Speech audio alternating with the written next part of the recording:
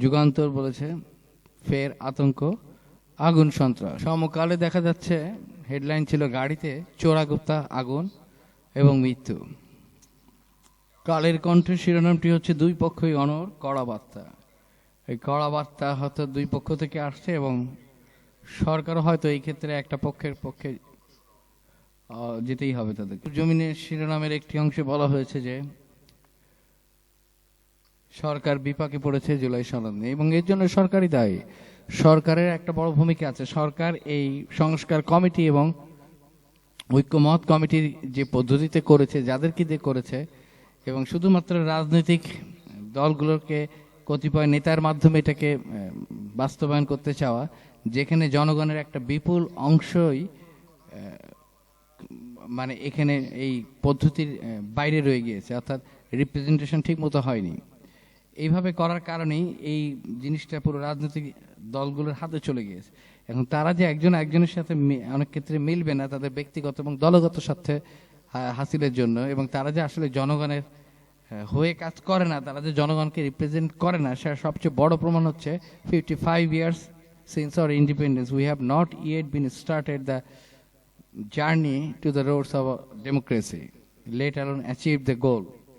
এই যে আমরা 55 বছরে গণতন্ত্রের প্রাথমিকটা অর্জন করতে পারিনি, এর জন্য prime responsibility goes to political parties, and the second culprits হচ্ছে আমলাতন্ত্র এবং আমলাতন্ত্রের চাকরিজীবীরা।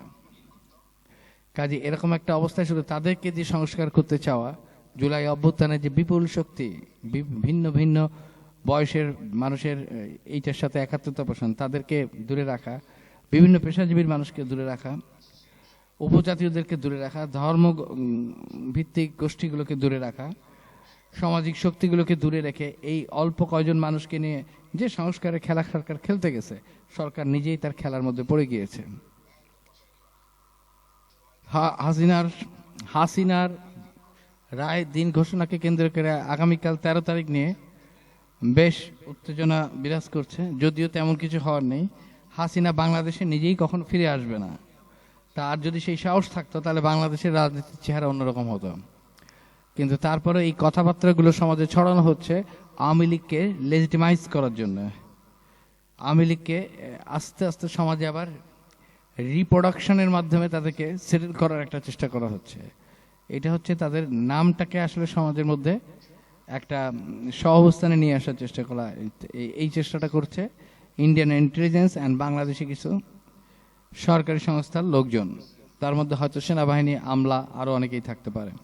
যুগান্তরের নিউজে একটি নিউজ যুগান্তর করেছে ইউটিউবে, সেখানে বলা হচ্ছে যে বিএনপি এবং জামায়াত দ্বন্দ্বে এবার কঠোর হচ্ছে সরকার। সরকার কি ধরনের কঠোরতা অবলম্বন করবে, লেটস সি। এছাড়া সিদ্ধান্ত নিতে যাচ্ছে অন্তর্বর্তী সরকার। মঙ্গলবার এক অনুষ্ঠানে আইন উপদেষ্টা ডক্টর আসিফ নজরুল জানিয়েছেন, জুলাই সনদ বাস্তবায়নের বিষয়ে 2 থেকে 3 দিনের মধ্যে সিদ্ধান্ত নেবে সরকার। সব দলের প্রত্যাশা পূরণের চেষ্টা করা হচ্ছে। দেশের স্বার্থে, জনগণের স্বার্থে ভালো কিছু হবে। সরকারের নেওয়া সিদ্ধান্ত সব দল মেনে নেবে বলে মনে করেন তিনি। জুলাই সনদ বাস্তবায়ন প্রশ্নে কয়েকটি প্রস্তাব বিবেচনায় নিয়েছে সরকার। প্রথমত, সনদ বাস্তবায়নে গণভোট ও আগামী জাতীয় সংসদ নির্বাচন একই দিনে হবে। এছাড়া পিআর পদ্ধতিতে গঠিত হবে সংসদের উচ্চকক্ষ। গণভোটে জুলাই সনদের প্রস্তাবগুলোর উপর বিভিন্ন দলের দেওয়া নোট অফ ডিসেন্ট না রাখার সিদ্ধান্ত নিয়েছে সরকার। পাশাপাশি ঐক্যমত্য কমিশনের পক্ষ থেকে সনদ বাস্তবায়নের 270 দিনের বাধ্যবাধকতার যে সুপারিশ করা হয়েছে সেটিও তুলে দেওয়া হবে। কিন্তু আগামী সংসদের জন্য সরকার একটি বিল তৈরি করে দিবে।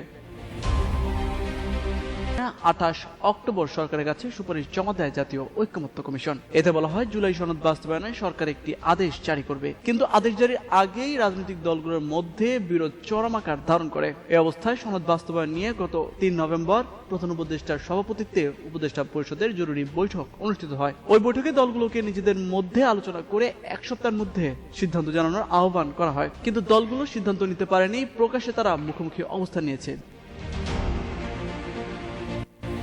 তবে সংশ্লিষ্ট সূত্র জানায় আগামী বৃহস্পতিবার উপদেষ্টা পরিষদের নিয়মিত সভায় গণভোটের বিষয়ে সিদ্ধান্ত হওয়ার কথা রয়েছে। এর আগে বিএনপি জামায়াতের সঙ্গে অনানুষ্ঠানিক যোগাযোগের জন্য কয়েকজন উপদেষ্টাকে দায়িত্ব দেওয়া হয়েছিল। এর মধ্যে আইন উপদেষ্টা ডক্টর আসিফ নজরুল ও জ্বালানি উপদেষ্টা ফজলুল কবির খান অন্যতম। ফলে নতুন করে রাজনৈতিক দলগুলোর সঙ্গে আর আনুষ্ঠানিক বৈঠক হচ্ছে না। আমার দেশের রিপোর্টে বলা হয়েছে ফরিদপুরে পেট্রোল বোমা সহ 3 জন আটক। এই হচ্ছে আমার দেশের রিপোর্ট।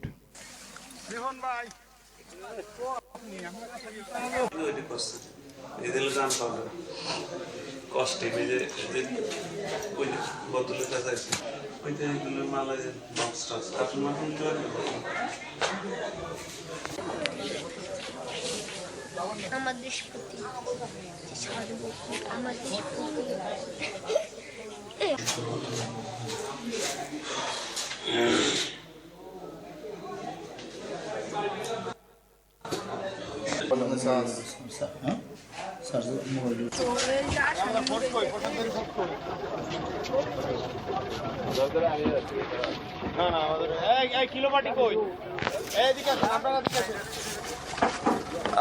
সোহাগ দিলা প্রেম নষ্ট করে ফেলাইলা সোহাগ। খেয়াল করে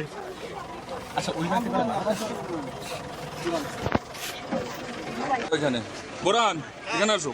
ও 2-3 জন বাড়াই দেবে পাশে স্যার। হ্যাঁ হ্যাঁ এগো টিম বড় টিম মনে হয়। ওটো আমার কাছে ছাইরে দেব আমরা একটু যাব।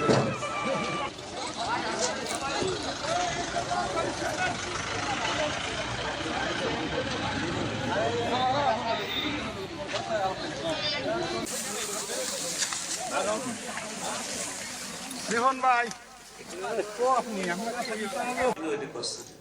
এদের জান পাবে কষ্টে মেজে ওই বোতলের কাছে আছে ওইটা এগুলো মালা বক্স টক্স আপনি মাখন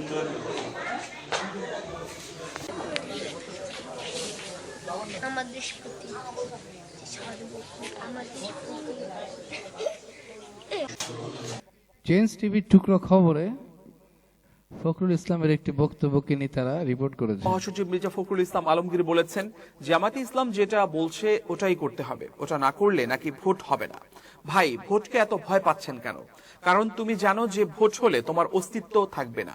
এই কারণে তোমরা ভোটকে এত ভয় পাও, নির্বাচনকে এত ভয় পাও। মঙ্গলবার দুপুরে ঠাকুরগাঁও সদর উপজেলার কে বাড়ি লক্ষ্মীরহাট উচ্চ বিদ্যালয় মাঠে মতবিনিময় সভায় এসব কথা বলেন তিনি। বলেন, এলাকায় একটাও এনসিপি নেই, তাহলে তাদের ভোটটা হবে কিভাবে? সে কারণে তারা জামাতের সঙ্গে সুর মেলায়। তারা পিআর চায়, জনগণ পিআর বোঝে না। এটা হচ্ছে মানুষজনকে বিভ্রান্ত করা, ভুল বোঝানো। একটি রিপোর্টের শিরোনাম হচ্ছে বিএনপির পায়ে কুড়াল মারছে মির্জা ফখরুলের মতো লোকরা। সাধারণ মানুষের এই বক্তব্যটিকে বাংলা এডিশন তুলে এনেছে। জানাই ফখরুল স্যারের শ্রদ্ধা করি। সে মাঝে মাঝে তার বয়স হয়ে গেছে, অনেক কিছু উল্টো পুল্টো বলে। ওই মির্জা ফখরুল ইসলাম আলমগীর বা আওয়ামী লীগের সরকারের বিগত দিনে যে অকারণগুলা করছে তার বৈধতা দিচ্ছে না। এটা তো আসলে দেশের জন্য এখন এটা বলাটা এই মুহূর্তে এটা ঠিক হয় না। আমি মনে করি আওয়ামী লীগের বিরুদ্ধে কোনো মামলায় প্রত্যাহার করা উচিত না। ভাই, ঘুরা ফিরা দেয়া যেতেছে আমরা জনগণের ষড়যন্ত্র শিকার হই, ঠিক আছে?